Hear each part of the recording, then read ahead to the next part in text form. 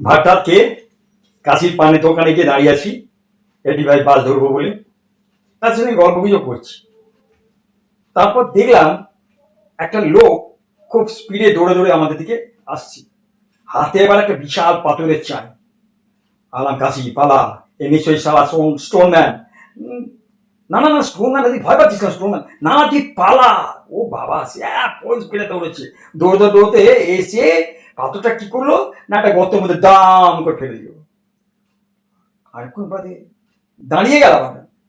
ঠিক আছে, আমি গেলাম আস্তে আস্তে সাহস করে। বললাম, ওই দাদা, আপনি কি স্টোন ম্যান?